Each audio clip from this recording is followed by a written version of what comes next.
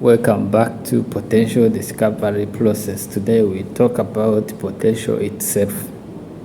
Last time we saw that self-awareness is the first thing that we can do in order to understand what are our potential, what are our abilities, what are our capacities before we look for the studies that we can take, before we look for the internship that we can take, before we look for the people who we can meet, before we can look for the books to read.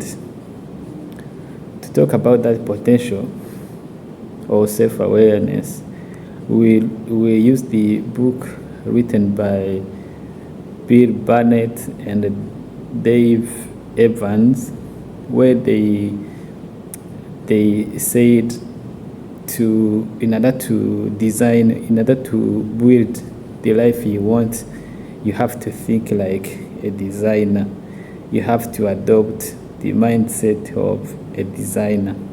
And the mind of a designer is that he's curious, he tries things, he frame problems, he look for help, and they saw that even life should be embraced in the same way. That is why we use this book. The title of the book is Designing Your Life or Designing Life. This book, the reason behind was that people were feeling unfulfilled, even though they have found job, even though they have found what to do, even though they were doing things, they feel like they are empty. They are not living the life they want. I would like to use this book, even though we are not addressing the same problem. For them, they saw life in the other angle. When you can look for the life that will fulfill you, because for them they saw that money itself, it cannot fill someone's life, because for them they see life and work that can complement each other. Life and work to be complementary. Then when they are working, they are fulfilling also the life. But for us, we use the same book so that we can address the problem of unemployment. Unemployment, why? Because as we have seen, we are studying unintentionally. The way we study, it is not intentional. We just go to school following the traditional path people have already drawn for us. Then we use this book so that we can study intentionally. The life they are looking for in this life is the life that you think of, that you design for yourself. You are curious, you are trying things, you are embracing problems, you are asking for help, because you are designing your own life. Designer, always he has the idea of what he wants to design. He tried it, he failed, but he continued until he find out what he's looking for, the image he's looking for, and also he's looking for help. The same way, education should be used like a tool.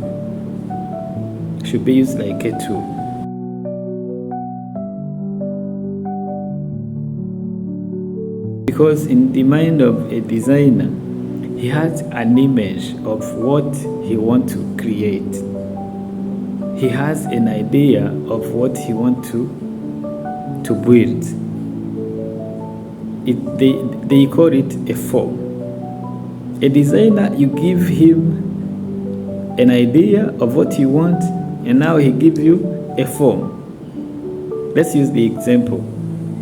If he is an architect, you give him an idea of the house you want to build. For the designer, after you gave him the idea of what you want, now he gives you a form of the house you are looking for.